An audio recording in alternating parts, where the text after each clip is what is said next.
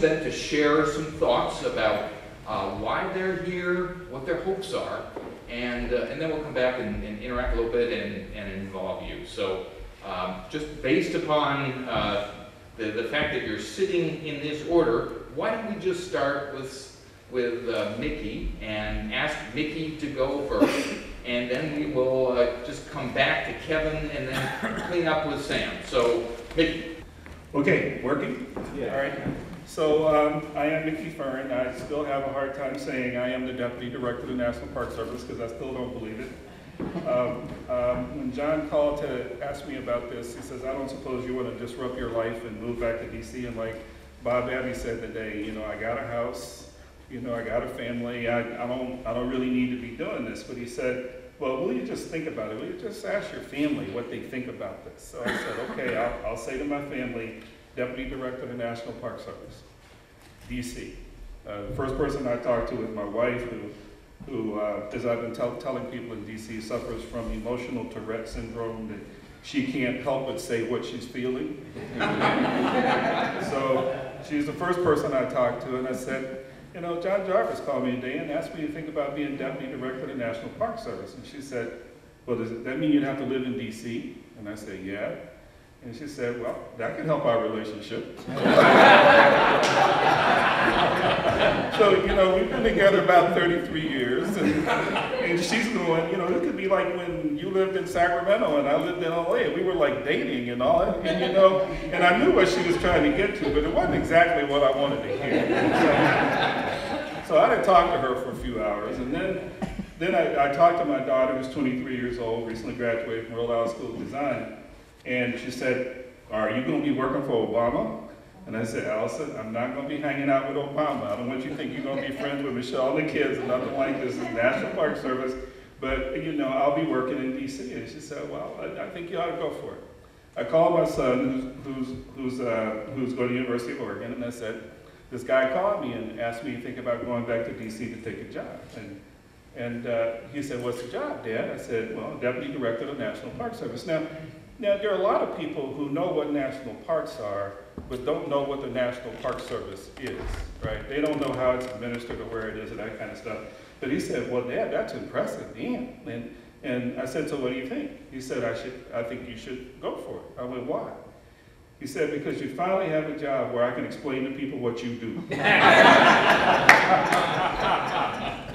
I was sort of defined in Seattle as the master of the ill-defined job. And so I was innovation director for the city of Seattle for a few years, and then I was the dean of the Citizens University, where we decided we would teach citizens about civic engagement because they would be less irritating if we gave them more information.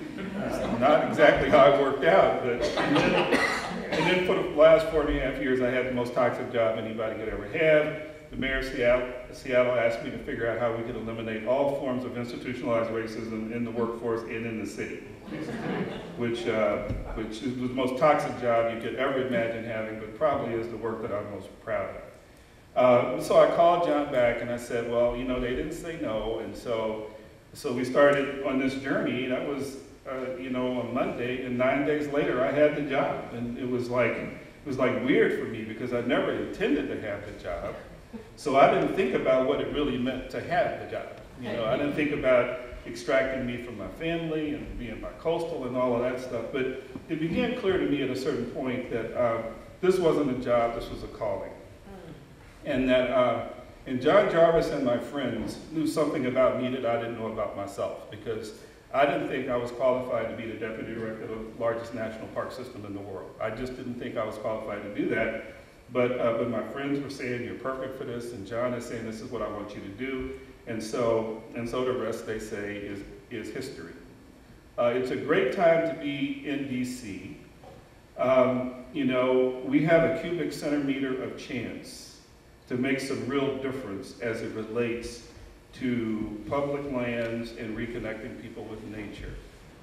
It became real clear to me that President Obama and Secretary Salazar, who, as Bob Abbey said today, is one of the most remarkable people I have ever met, and John Jarvis, they didn't articulate this, but it became really clear to me that they want to have a significant impact on the National Park Service as Teddy Roosevelt and Franklin Roosevelt did.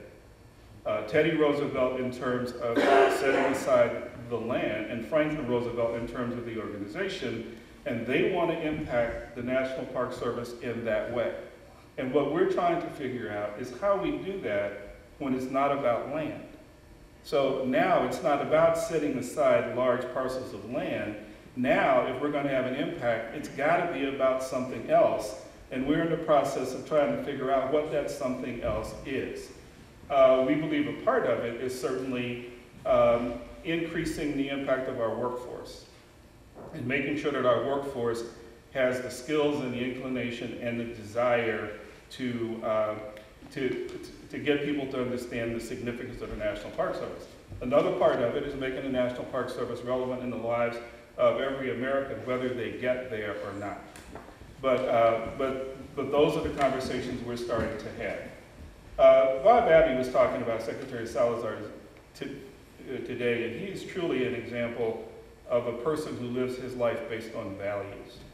And when you consider the complexity of the Department of Interior, you know, we're having this conversation last week about this wind thing that we want to do off the Atlantic coast. And understand, I'm a Parks and Recreation guy. I'm not an interior guy, so I'm trying to hold on to these things they're talking about. And there are a couple of priorities colliding. There's his commitment to new energy. There's his commitment to consultation with the tribes. There's his commitment to making sure that we're doing things that are sound environmentally, and those things are colliding, and only a person who lives a values-based life can help to make the decisions about what to do during those periods of time. You know, I don't envy Bob Abbey about this wild horse thing.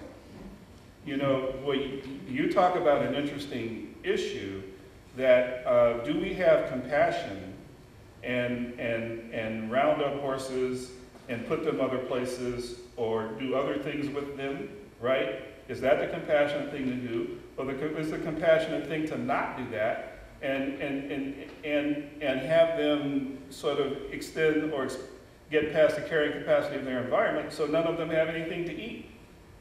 I mean, you know, those are sort of the extremes. And how do people make those kind of decisions? I'm really proud to be a part of the Department of Interior because I think Secretary Salazar has the values basis to sort of make those decisions, as well as being an unbelievably intelligent man. I'm also proud to be a department that has to deal with that kind of complexity. I mean, the National Park Service is complex of and in itself. It may be the most complex agency that I've been a part of when you think about what it has to do. But the Department of Interior has even more complexity and has agencies in it whose views or whose responsibilities are in diametric opposition to each other. And so it's got to be an unbelievable leader who is capable of doing that kind of thing. And the other thing, I guess, that I've learned is the ongoing battle between, on the extremes, extractionists and preservationists. People who believe that we need to extract things out of the environment because we need those things to live, we need to profit by those things, and people who believe we should preserve everything. And obviously the solution is somewhere in the middle of that. And I love the conversations that are going on because the conversations are honoring both the complexity and the morality of the circumstances. And he said something to me that affects everything I do. He said he thinks that real creativity in the future exists not in the disciplines, but in the spaces between the disciplines. So that in the space between the disciplines, there are both populations of people that we're losing and possibilities that we're not realizing. And so how do we begin to live in that space between the disciplines? How do we not live in the silos? How do we not live in the disciplines? How do we honor that space between the disciplines and find what the possibility is within that space? So a lot of what I'm going to talk about is going to be based on that.